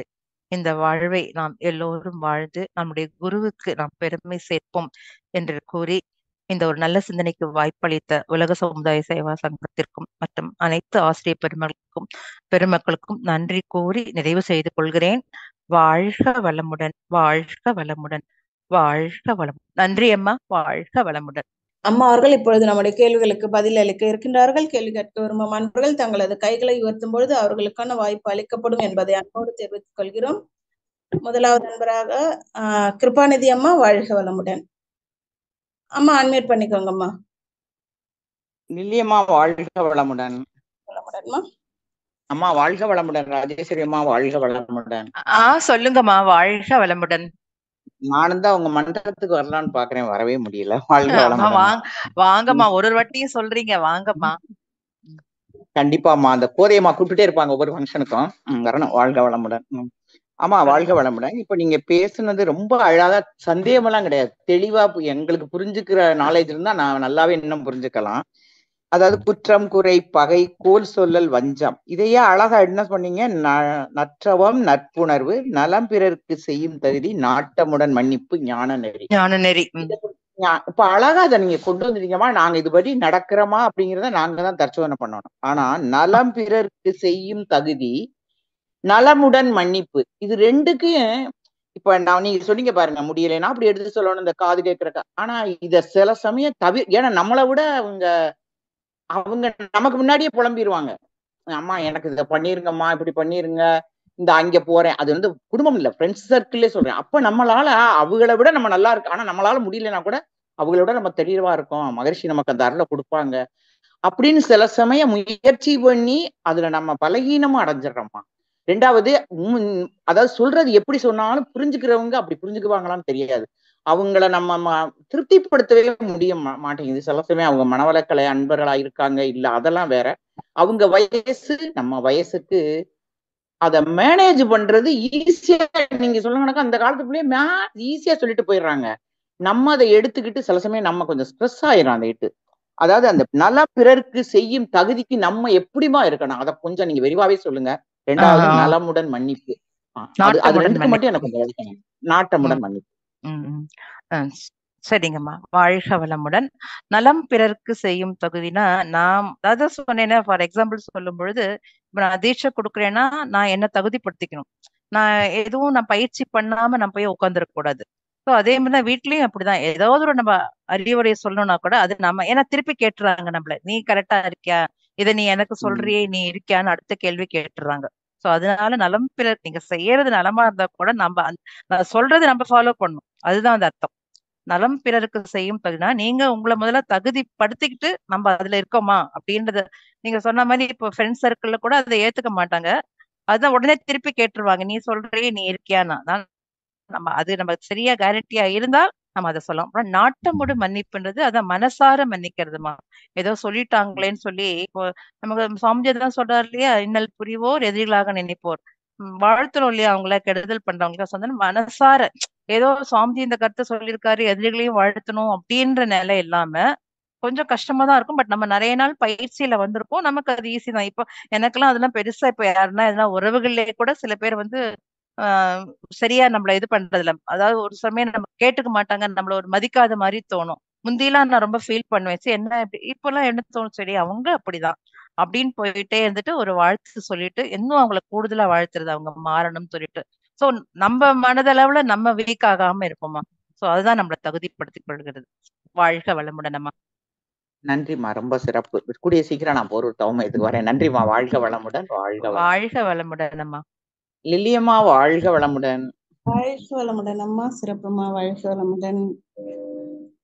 வாழ்க வளமுடன். அடுத்து அன்பர்கள் வேறு யாராவது கேள்விகள் இருந்தா ஹேண்ட் ரைஸ் பண்ணலாம். கிருபாநிதி அம்மா சொன்ன மாதிரி அம்மா மிக தெளிவா ரொம்ப எளிமையா தான் எடுத்து சொல்லியிருக்காங்க. எல்லாருக்குமே நல்லா புரிஞ்சிருக்கு. வேற எதுவும் தங்களோட கருத்துக்களை பகிர்ந்து கொள்ளணும்னாலும் ஹேண்ட் ரைஸ் பண்ணலாம். வாழ்க வளமுடன். வாழ்க வளமுடன். சாந்தி சுந்தரம் அம்மா, உங்களுக்கு அன்மியூட் கொடுத்துருக்கோம். லில்லிமா, வாய்ப்புக்கு நன்றிமா. வாழ்க வளமுடன். அம்மா ராஜேஸ்வரி அம்மா, வாழ்க வளமுடன். சொல்லுங்கம்மா. வாழ்க வளமுடன். சென்னையில எங்கம்மா இருக்கீங்க? சென்னையில போரூர்மா. போரூர்ல குளப்பாக்கத்துல இருக்கேன். அப்படியா? சரிங்கம்மா சரிங்கம்மா. தற்சமயம் நான் சென்னையில தான் இருக்கேன். நான் பெரிய குளம்தான். அம்மா உரை ரொம்ப அற்புதமாக இருந்ததுமா. அப்படியே கேட்டுக்கொண்டே இருக்கலாம் போல இருந்தது. எங்களுக்குள்ளாக ஒரு கேள்வியும் எழுந்தது. சொல்லுங்கம்மா. நிஜமாகவே இந்த பேரறிவு வாழ்வதற்கு நாம் முயற்சி செஞ்சு கொண்டு இருக்கிறோமா? அதனுடைய பாதையில தான் போய்கொண்டிருக்கிறோமா? எதுவெல்லாம் செய்யலாம், எதெல்லாம் செய்யக்கூடாது, எந்த விஷயங்களை எப்படி எடுத்துக்கொள்றது? மகான் நம்மனோட இருக்கிறார், நம்மை பண்படுத்தி கொண்டிருக்கிறார் என்ற எண்ணமும் நமக்குள்ள இருக்கணும். முன்னோர்கள் அந்த சித்தர்கள் சொன்ன மாதிரி சிக்கன பிடித்தேன் உங்கள் பாதங்களைங்கிற மாதிரி மகிழ்ச்சியோட வேதார்த்திய கருத்துக்களை நம்ம உள்வாங்கிறது மட்டும் இல்லாம நம்ம ஐயா உழவர் ஐயா சொல்வது போல கற்றல் கடைப்பிடித்தல் அதை கற்பித்தல்ங்கிற முறையில நம்ம கொண்டு வந்தாதாங்கம்மா நம்ம பேரற வாழ்வுக்கு கிடைக்க முடியும். இரண்டாவதுமா என்னுடைய மனதுல அடிக்கடி தோன்றுவது என்னன்னா, போது இந்த பிறவி அப்படின்னு நீங்க சொன்னீங்க, ஒரு வார்த்தை பேசுனீங்க. அப்ப என் மனசுல நினைச்சது நான் நினைச்சேன், எப்பொழுதுமே என் மனதுல ஓடிக்கொண்டிருக்கிறது, பாவினான் மீண்டும் பிறக்காதிருக்க வேண்டும், என் பாவங்கள் தீரும் வரை நான் இறக்காதிருக்க வேண்டும் ஒரு முனிவர் சொல்லியிருக்கிறாங்க சித்தர். பழமையான வார்த்தை அது. அது போலதான் மகரிஷி நமக்கு நீல வாழ்வு கேட்டிருக்கிறாங்க, நீல ஆயுள் கேட்டிருக்காங்க. சோ நம்ம எவ்வளவு தூரத்துக்கு நல்ல ஆயுளோட இருக்கிறோமோ அந்த அளவுக்கு நம்மளுடைய கர்ம வினைகள் எல்லாம் தீர்த்து குருவின் பாதத்தை அடைந்தாலே போதும், நம்ம இறைவனோட பாதத்தை அடைஞ்சிடலாம் இல்லையாங்கம்மா? கண்டிப்பாமா, நல்லா சொல்றீங்க. வாழ்க ரொம்ப மனம் உருகி கேட்டுட்டு இருந்தேம்மா, ரொம்ப அற்புதமாக இருந்தது. ஆனா பேரறிவு வாழ்வு வாழ்வதற்கு இன்னும் நம்ம நிறைய செம்மைப்படுத்தி கொள்ளணுங்கிற ஒரு தன்மையும் மனசுக்குள்ள வந்துருச்சுமா. ஆமாங்கம்மா, இந்த குற்றம் நீங்க முதல்ல எடுத்துட்டாங்களே, நம்ம கிட்ட இன்னும் குற்றம் ஃபுல்லா இல்லாம இருக்கான்றதே நம்ம பாத்துக்கணும். கண்டிப்பா. அடுத்தது குறை இருக்கு, குறை அதுதான்மா. ஏன்னா 5 சொல்லிருக்காரு சுவாமிஜி, இதெல்லாம் ஈஸி கிடையாதான். பட் இது குடும்பத்திலேயே அத்தனையும் இருக்குது நமக்கு. அதுக்குதான் நம்ம அகத்தாய்வுமா. குற்றத்துல இருந்து எடுத்துக்கணும், குற்றம் இருக்கா நம்ம கிட்ட, குறை யாராவது நம்ம பேசிக்கிட்டே இருப்போம், நடுவுல ஏதாவது ஒரு மனசுல சொல்லிடுற மாதிரி வந்துரும், நம்ம அப்புறம் அடக்கிட்டு இருப்போம். இப்பெல்லாம் முந்தியெல்லாம் டக்குன்னு சொல்லிடுவோம், இப்ப நம்ம அதை சொல்ல மாட்டோம். அதனால அந்த அளவுக்கு நம்ம இப்போ நம்ம உயர்த்திட்டு இருப்போம். அதனால கொஞ்சம் கொஞ்சமா தான் நம்ம எல்லாம் சுவாமிஜியுடைய குழந்தைகள் தானேம்மா. குழந்தைகள்லாம் அப்பப்ப தப்பு பண்ணும், தட்டி சரி பண்றது இல்லையா, அது மாதிரி குரு நம்மள அப்பப்போ தட்டி சரி பண்ணிடுவாருமா. அதுக்குதான் நான் நினைப்பேன், நம்மளை சுற்றி இருக்கவங்க எல்லாம் நல்லோராகட்டும், நம்ம பார்க்கும் பொருள் எல்லாம் புனிதமாகட்டும்னு நம்ம ஆகினை தீட்சை வாங்கும் போதே 20 வருஷத்துக்கு முன்னாடியே வாங்கிட்டோம். ஆனா நம்ம இப்ப பாக்குற பொருள் எல்லாம் நல்லாதான் இருக்காங்க. ஆனா திடீர்னு அவங்களுடைய வார்த்தைகளோ அவங்களுடைய செயல்பாடுகளோ வித்தியாசப்படும் பொழுது மனதார நம்ம வாழ்த்துறோம், இல்லேன்னு இல்லை. ஆனாலும் அப்ப நான் நினைப்பேன், நம்ம செய்யாத தவறுக்கு ஏன் நம்ம அவங்க கிட்ட மன்னிப்பு கேட்டோம் அப்படி நினைச்சிட்டு சொல்லுவேன். அன்னைக்கு இரவு அகத்தாய்வு பண்ணும் போது மகான் நம்மளை பரீட்சை வைக்கிறாங்க நமக்கு. நீ இதுக்கு கோபப்படுறியா, இல்ல நீ கோபப்பட்டு உன்னோட ரியாக்ஷனை காமிக்கிறியா, நீ எந்த நிலையில இருக்கிறன்னு நீ உணர்ந்து கொள்வதற்காக இந்த ஒரு சிச்சுவேஷன் கொடுத்தாங்கன்னு. ஆனா பாருங்க, அந்த அவங்க என்ன வார்த்தை எப்படி சொன்னாங்களோ அடுத்த நிமிஷமே, அம்மா நீங்க காஃபி சாப்பிடுறீங்களா, அத்தை எப்படி இருக்கீங்க, இந்தாங்க தண்ணி சாப்பிடுங்க அப்படின்னு சொல்லி என்னுடைய முகத்திலேயோ மனதிலேயோ ஒரு வெறுப்பு தன்மையே இல்லைங்கம்மா எனக்கு, என்னை பொறுத்த அளவுக்கு. நானே யோசிக்கிறேன், ஏன் நம்ம இவ்வளவு கோவப்பட, எல்லாரும் 3 நாள் 4 நாள் கூட பேச மாட்டாங்க இல்லையா. ஆனா அடுத்த செகண்டே நான் அவங்கள வாழ்த்தின உடனே என் மனதில இருந்து போயிருது. தெருவோட கண்ணாடி போல என் மனதை வைத்துக் கொண்டு எதுனாலும் பிரபலிச்சு போயிருதே ஒழிய மனதில் எதுவுமே வைத்துக் கொள்வதில்லை என்ற ஒரு பக்குவத்துக்கு நான் வந்திருக்கேன்னு நினைக்கிறேங்கம்மா. கண்டிப்பாமா, உங்களோட நான் பகிர்ந்துக்கிட்டதுல மகிழ்ச்சி, ரொம்ப சந்தோஷமா இருக்கு. நீங்க சொல்றது கேட்கும் போதே எனக்கும் நல்லா இருக்கு. அதனால அதுதான்மா, நம்ம பயிற்சியில தான் இருக்கோமா, நம்ம செய்ய மாட்டோமா குற்றம், குறை, பகை, சொல், வஞ்சம். ஏன்னா நமக்கே அந்த ஒரு அறிவு உணர்த்துறது இல்லையா. நம்ம லௌகீகத்துல இருக்கும் பொழுதே, நம்ம சாதாரணமா பழகும் போதே நமக்கு ஒண்ணு உணர்த்தும். சோ அதனால அப்பவே நம்ம அகத்தாய்வு பண்ணிடுவோம். நம்ம போய் சொல்லி பழகலை இல்லைங்கம்மா. இப்போ ஒருத்தவங்க ஒரு விஷயம் சொல்றாங்க, அவங்க மற்ற அதை பத்தி அவங்க கேக்குறாங்க, சொல்றாங்க, அவங்க சொன்னாங்களா அப்படின்னு, ஆமாங்க சொல்லிட்டு இருந்தாங்கன்னு சொல்லிட்டா கூட வீட்லயே சொல்றாங்க, நீங்க ஏன் இப்படி லூஸ் டாக் விடுறீங்க, அவங்க சொன்னாங்கன்னு ஏன் சொல்றீங்க அப்படின்னு கேக்குறாங்க. நான் செய்வது தவறுதானா, இல்ல நான் சொல்றது கரெக்டா நேர்மையா தான் சொல்றேனாங்கிற கேள்வி கூட எனக்குள்ள வந்தது. நான் அகத்தாய்வு பண்ணிருக்கிறேங்கம்மா. அதுதான்மா, அதுதான் அவங்க கேக்குறாங்களே. இப்ப நீங்க சொன்னீங்களே ஏன் லூஸ் டாக் விடுறீங்க, அதை நீங்க அகத்தாய்வு பண்ணி பாருங்க. அவங்க சொல்றபடி லூஸ் டாக் தான் விட்டுட்டோமா, இல்ல இது சரியா என்னன்னு, அதுதான் அகத்தாய்வு. அதுதான்மா. நன்றிமா, ரொம்ப அற்புதமான படைப்பை கொடுத்த உங்களுக்கும் உங்கள் அன்பு குடும்பத்துக்கும் என்னுடைய மனமார்ந்த வாழ்த்துக்களும் நன்றிகளும் அம்மா. வாழ்க வளமுடன். லில்லிமா நன்றிமா, வாழ்க வளமுடன் லில்லிமா. வாழ்க வளமுடன். அடுத்த அன்பராக கீதா சுரேஷ் அவர்களை அழைக்கின்றோம். வாழ்க வளமுடன் அம்மா. வாழ்க வளமுடன் அம்மா. வாழ்க வளமுடன். சொல்லுங்கம்மா. வாழ்க வளமுடன். லில்லி அம்மா, ஆப்பர்ச்சுனிட்டி கொடுத்ததுக்கு நன்றி. ராஜேஸ்வரி அம்மா, உங்களுடைய ஸ்பீச் ரொம்ப நல்லா இருந்துச்சு. அதான் இப்போ கல்யாணம் புதுசுல நாங்க என்ன பண்றோம்னா, நாங்க எல்லா வேலையும் பண்றோம், ரொம்ப நல்ல பேர் எடுக்கணும்னுட்டு எல்லா வேலையும் பண்ணி அவருக்கு எங்களுடைய கெப்பாசிட்டிக்குன்னு அதிகமா பண்ணா கொஞ்சம் நாள் அப்புறமா நாங்க அது எனர்ஜி இல்ல பண்ண மாட்டோம்னா அப்போ தப்பாகுது. அவரு இப்போ பண்றது இல்லைன்னு அதுக்குதான் நாங்க எவ்வளவு கெப்பாசிட்டி இருக்கு அது அது மட்டும் நீங்க சொன்ன அது கரெக்ட். நாங்களுக்கு எவ்வளவு வேலை ஆகுதோ அது மட்டும் நாங்க we should take that chance. அதுக்கு என்ன ஜாஸ்தி பேர் வரும் அப்படி எல்லாம் பண்ணக்கூடாது. அதே ஏஜ் ஆனா எங்களோட எனர்ஜி கம்மியாகும். அப்போ பேரன் பசங்களுக்கு எல்லாம் பார்க்கணும். ஏன்னா அவரு பாத்துக்கோங்க ஸ்கூல்ல இருந்து வராங்களான்னா அப்படி சொன்னா இல்ல அவரது இல்லைன்னு சொன்னா நாங்க என்ன நினைக்கிறாங்கன்னு சொல்லிட்டா அப்போ ப்ராப்ளம் ஆகும். எங்க என்ன வேலை ஆகுதோ சமையல் பண்றதோ பசங்களுக்கு பாக்குறதோ பரவாயில்ல. ஒரு லிமிட்ல ஈவினிங்ல கொஞ்சம் ரெஸ்ட் எடுக்கலாம் அப்படி எல்லாம் இருக்கும். அப்போ நாங்க பண்ண மாட்டோம்னா அப்போ பசங்களுக்கும் டேஞ்சர் ஆகும். என்னன்னா நாங்க தூங்கிட்டா அவங்க என்னன்னா கரண்ட்லயோ என்னன்னா இதாச்சுன்னா ப்ராப்ளம். அதுக்கு தான் நாங்க சொல்லிடணும் இல்லம்மா நான் இவ்வளவு நேரம் பாத்துக்கிறேன் அப்புறமா கஷ்டம் ஆகுதுன்னு சொல்லிட்டா அவரும் சரி சரி சொல்லுவாங்க. இல்லைன்னா நீ ஏன் ஃபர்ஸ்டே சொல்லலன்னுட்டு கேக்குறாங்க இல்லம்மா. அதுக்கு தான் செட்டிங் பவுண்டரிஸ் அது ரொம்ப இம்பார்ட்டன்ட்னுட்டு நான் நினைக்கிறேம்மா. அப்படி சரிம்மா, அதுதான் நான் சொன்னேன். அதுதான் அந்த விழிப்பு நிலை. நம்மளால என்ன முடியுமோ அததான் செய்யணும். நம்ம அதுக்கு மேல ஒத்துக்கிட்டு அதை முடியாம நம்ம அவங்க கிட்ட காமிக்கும் பொழுது ஏன் இதை முதல்ல என்கிட்ட சொல்லலைன்னு சொல்லி நமக்கு அந்த ஒரு பேச்சு வரும். அதான் நீங்க சொல்றீங்கன்னு நினைக்கிறேன். சோ அதனால நம்மளுடைய லெவல் எதுன்னு பார்த்துட்டு நமக்கு அதுக்கு மேல சரி அவங்க என்ன நினைப்பாங்களோ அதுவும் சில நம்ம ஒத்துக்கிட்டு அதுக்கப்புறம் நம்ம செய்ய முடியாம அவங்க கேள்வி கேட்பாங்க இதை முன்னாடியே சொல்றதுக்கு என்னன்னு சொல்லி அப்போ அது நமக்கு கஷ்டமாகும். சோ அதுதான் நம்ம அந்த லிமிட் தெரிஞ்சு அதுதான் விழிப்பு நிலைன்றது. அதுதான் சொன்னேன். நீங்களும் அதுதான் புரிஞ்சுட்டு இருக்கீங்க. நன்றிங்க அம்மா. வாழ்க வளமுடன். அம்மா அது எங்களுடைய டாக்டர் மகளை எம்எஸ்சி சைக்காலஜி பண்ணின்னு இருக்கிறா. திருவாரூர்லயே யூனிவர்சிட்டில பண்ணா. அவர் ரொம்ப எங்களுக்கு சொல்லி கொடுக்குறாங்க. அவர் வேதாத்ரி மகர்ஷி அப்படி சொல்லி கொடுக்கறது மாதிரி நினைக்கிறேன். நான் கேக்குறேன் அவர் எல்லாம் என்ன சொல்றாங்கோ அதெல்லாம் கேக்குறேம்மா. அவரு அதே சொல்றாங்க அம்மா உங்களுடைய மனசுல என்ன இருக்கு வேறவருக்கு புரியுறது இல்ல.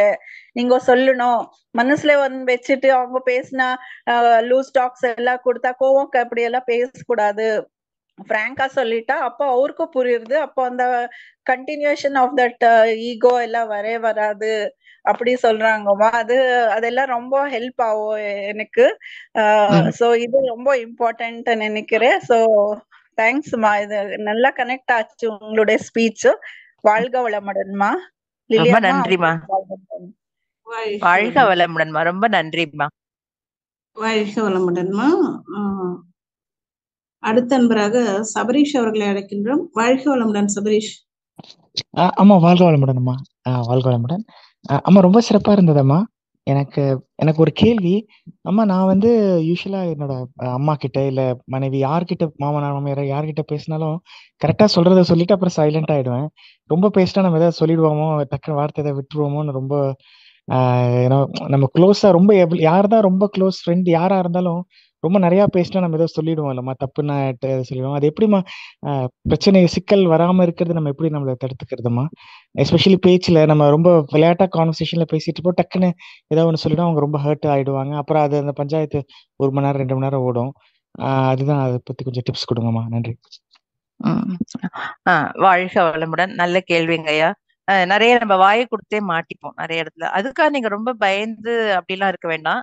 உங்களுடைய கருத்தை சொல்லுங்க. 4 பேர் அதாவது சொல்லுவாங்க தெரியுமா சபையில சைலண்டா தான் இருக்கணுமா. ஒரு 5 பேர் 6 பேர் இருக்கிற இடத்துல அவங்க நல்லா அப்சர்வ் பண்ணுங்க. அவங்க என்ன சொல்றாங்க எது நம்ம கிட்ட கருத்தை கேட்கும் பொழுது நமக்கு அப்போ உள்ள என்ன கருத்து தோன்றுதோ அதை எடுத்து சொல்லாங்க ஐயா.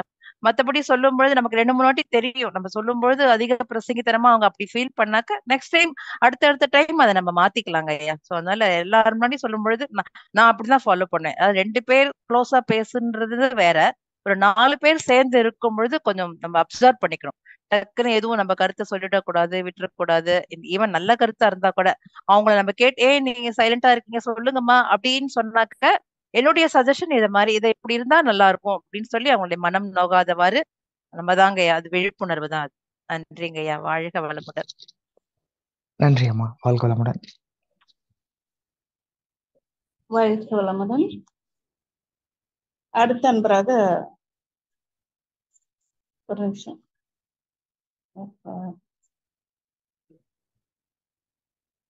அடுத்த அன்பராக லக்ஷ்மணன் அவர்களை அழைக்கின்றோம். வாழ்க வளமுடன்.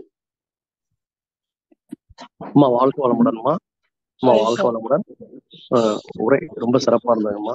இப்ப ஜஸ்ட்னோ ஒரு சகோதரர் சொன்னார் இல்லைங்களா, அதாவது வந்து நான் ஒரு கருத்து சொல்றேன், கருத்து சொன்னாக்க அங்க வந்து ஒரு கான்ட்ராஸ்ட் ஆகுது அப்படின்ட்டு. இப்ப வந்து என்னோட கூட பிறந்த சகோதரிகள் ஏதோ ஒரு வந்து என் மனைவிட்ட வந்து ஒரு விஷயம் சொல்றாங்கன்னா, அவங்க சொல்றது அவங்களுக்கு கருத்து சரியா இருக்கு, என் மனைவி சொல்றது இவங்களுக்கு கருத்து சரியா இருக்கு. பட் அந்த இடத்துல வந்து முரண்பாடுகள் ஏற்படுது. இப்ப அந்த இடத்துல நான் சைலண்டா போறேன், இல்ல ஏதோ ஒரு எடுத்து சொன்னேன்னா மனைவிக்காக நீ பேசுறியா, நீ அக்கா தங்கச்சியா பேசுறியா அப்படிங்கிற மாதிரி நம்மள அந்த ஒரு குற்றவாளியா நிறுத்துறாங்க. ஒண்ணு, நான் வந்து திரும்ப வந்து தனிமையா இருக்கிறப்ப என் மனைவிட்ட சொல்லுவேன், ஏமா நீ அவங்கதான் சொல்லிட்டாங்க, ஆனா பட் அவங்க சைட்லயும் தப்பு இருக்கும், எடுத்து சொல்றது என்கிட்ட சொல்லுவாங்க. அப்ப நான் சொன்னேன், அது சொல்லிட்டாங்கம்மா, பழச மறந்துரு, பேச வேணாம் அப்படி சொல்லி சொன்னா அது இவங்களுக்குள்ள மனசு ஆதங்கமாவே இருந்துட்டு இருக்கு. இப்ப திரும்ப போய் அதை எப்படி அப்ரோச் பண்றது, இல்ல நம்ம தனியா நம்ம ஒதுங்கியே இருந்துடலாம் அப்படின்னு இவங்களோட எண்ணம். அப்படி இருக்கக்கூடாதுமா, அனுசரிச்சு போகணும் அப்படின்னு சொல்லி நான் அந்த ஒரு விஷயமா சொல்லுவேன்.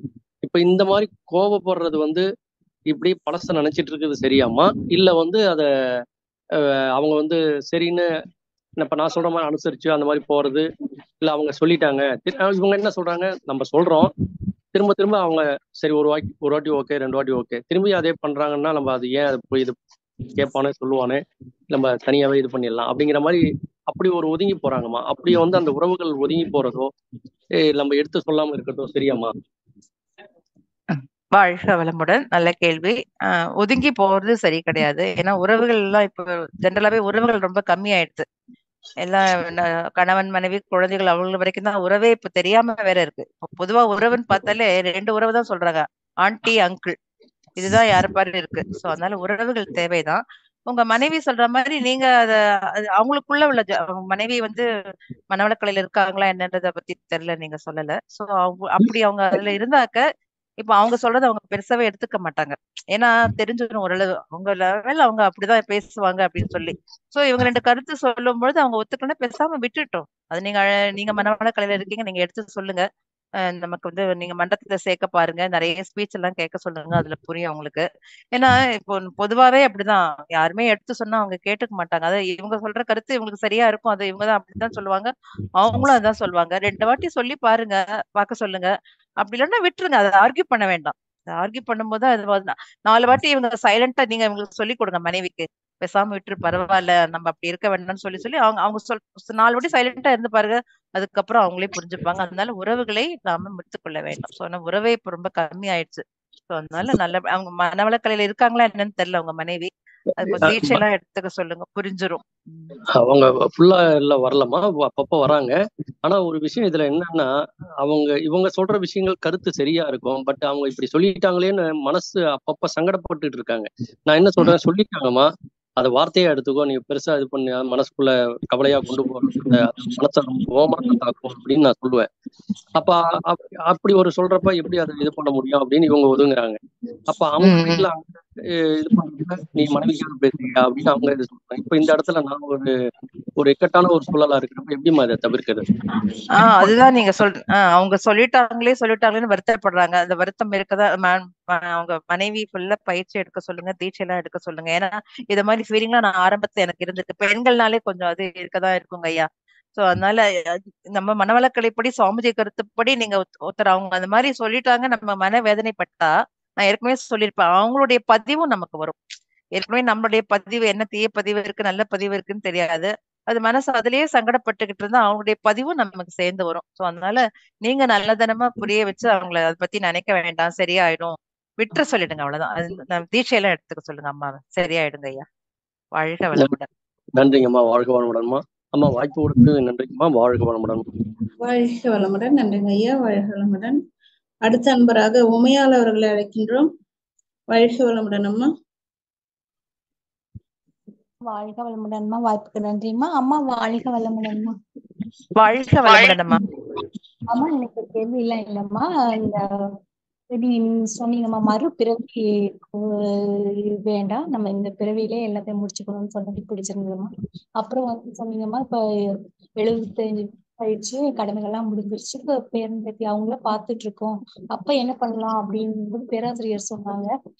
உங்களுக்கு எவ்வளவு பேர் ஹெல்ப் பண்ணிருக்காங்க, அவங்களுக்கு எல்லாரையும் நினைச்சு வாழ்த்துங்க அப்படின்னு சொன்னது ரொம்ப சிறப்பா இருந்ததுமா. ரொம்ப நன்றிம்மா. வாழ்க வளமுடன்மா. நன்றிம்மா. வாழ்க. கடமையெல்லாம் முடிஞ்ச உடனே வாழ்த்தணும், நன்றி சொல்லணும் சொன்னேன். யார் யாரெல்லாம் ஞாபகத்துக்கு வருதோ அவங்களுக்கு நன்றி தேங்க் பண்ணணும்னு சொன்னேன். நன்றிங்கம்மா. வாழ்க வளமுடன். வாழ்க வளமுடன். வாழ்க வளமுடன்மா. வாழ்க வளமுடன்மா. அம்மா நிறைவு செய்து கொள்ளலாமாங்கம்மா? செய்துக்கலாமா? அம்மா லில்லி அம்மா நன்றி. எனக்கு நிறைய ஸ்வீட்ஸ் கொடுத்துருக்கேன். இந்த எனக்கு நீங்க ஒருங்கிணைப்பு வந்திருக்கீங்க, ரொம்ப சந்தோஷமா. நன்றி அம்மா. வாழ்க வளமுடன்.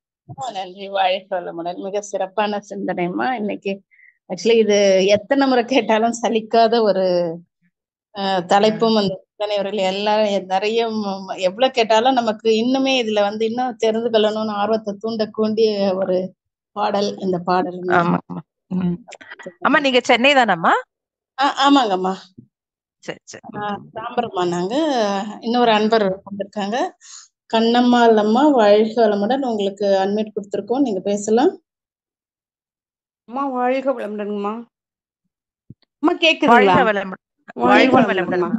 அம்மா ரொம்ப சிறப்பான உரைங்கம்மா. கண்டிப்பா ஒவ்வொருத்தரும் அதை அடிப்படையில் உரிமையை செய்ய வேண்டியதுங்கம்மா. ரொம்ப அந்த 5 இதையும் சொன்னீங்க. அதே மாதிரி நானும் யாரையும் குறை சொல்ல நினைக்கவே மாட்டேங்கம்மா. அப்படி ஏதாவது ஏமாந்து குறை சொல்லிட்டா நீங்க சொன்ன மாதிரி உடனே அவங்களுக்கு வாழ்த்து சொல்லிடுவேன். தெரியாம சொல்லிட்டேன் அப்படின்ட்டு. அவங்க எந்த இது சொன்னாலும் அப்படி மாத்துங்க. அப்புறங்க ஏம்மா நான் தூங்கும்போது எல்லா வீட்டுக்கு எங்க அண்ணன் தம்பி கதஞ்சி எல்லா வீட்டுக்கு அழுட்காப்பு போட்டுட்டு தூங்குறேங்கம்மா. நல்லதுமா. நன்றிமா. அருட்காப்பு எப்பொழுதுமே நீங்க நம்ம உறவுகளுக்கு மாத்திரம் இல்லாம எல்லாருக்குமே இந்த வளாகம் முழுவதும் இந்த ஏரியா முழுதும் அப்படி நினைச்சு இன்னும் நல்லா வாழ்த்துங்கம்மா. அருட்காப்பு போடுங்கம்மா. அப்புறங்கம்மா நான் எதைனாலும் ஓப்பனா பேசுவேன் செய்வேங்கம்மா. எங்கிட்ட எல்லாம் வெளிநாடு போறவங்க என்னென்னமோ இங்க காரியம் நடந்திருக்குது, எதுவுமே எங்கிட்ட சொல்லல. அதையும் நான் பொருட்படுத்தாம அவங்ககிட்ட உறவாதான் இருக்கிறேங்கம்மா. அது எப்படின்னு எனக்கு தெரியலைங்கம்மா. அவங்க நிறைய விஷயம் என்கிட்ட சொல்லல. நான் எதுனாலும் அவங்க கிட்ட சொல்லாம இருக்க மாட்டேன். அவங்க எங்கிட்ட சொல்லலைங்கம்மா. என் தங்கச்சி தாங்கம்மா. அவ வெளிநாடு போய் செட்டில் ஆக போறா. இங்க வீடு கடை கிடை எல்லாம் இருக்கிறதெல்லாம் வித்துட்டு போறாங்க. என்கிட்ட சொல்லல. அதுக்கு எப்படிங்கம்மா உங்களை ஃபீல் பண்ணாதீங்கம்மா. ஃபீல் பண்ணாதீங்க. ஏன்னா உங்க தங்கச்சி தான், உங்களுடைய உடன்பிறப்பு தான். பரவாயில்ல, அவங்க நல்லா இருக்கணும். நல்லா நீங்க நம்ம மனவள கலையில இருக்கோம் இல்லையா, அதனால அவங்க நல்லா இருக்கணும் நீங்க சொல்ல அது வாழ்த்துங்க நல்லா. அப்புறம் அவங்களே அவங்க போயிட்டு ஐயோ நம்ம அக்கா கிட்ட சொல்லாம வந்துட்டோமேன்னு சொல்லி வாழ்த்துவாங்க. சோ உங்களுக்கு இன்ஃபார்ம் பண்ணுவாங்க. அதனால ஒன்னும் வருத்தப்படாதீங்க. அவங்க போய் நல்லா இருக்கட்டும், நல்லா செட்டில் ஆகட்டும் நினைங்க. நீங்க உங்ககிட்ட சொல்லாதவள குறையா நினைச்சுக்காதீங்க. குறைய ஆனா அவங்ககிட்ட எப்பவும் மாமூலா எப்பவும் மேலதான் பேசிட்டு இருக்கிறேங்கம்மா. ஆனா எனக்கு அது வேற நம்ம ஏன் நம்ம கிட்ட சொல்லல, என்ன காரணம் தெரியல அப்படிங்கிறதுங்கம்மா. இதுதான், இது வேண்டாம். பரவாயில்ல, நீங்க போட்டு மண்டையை போட்டு குழப்பிக்காதீங்க. சரிங்களா? பரவாயில்ல, நல்லா இருக்கட்டும் நீங்க தப்பா நினைக்காதீங்க. சரிங்களா? ஓகே. சரிங்கம்மா. வாழ்க வளமுடன்.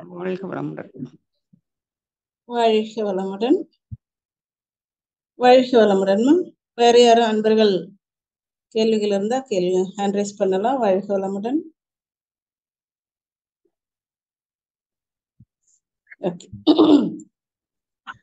அம்மா நிறைவு செய்துக்கலாமாங்கம்மா? செய்துக்கலாம்மா. வாழ்க வளமுடன்மா. வாழ்க வளமுடன்மா. வாழ்க வளமுடன். நம் கடமை அறவாழ்வின் நாட்டத்தே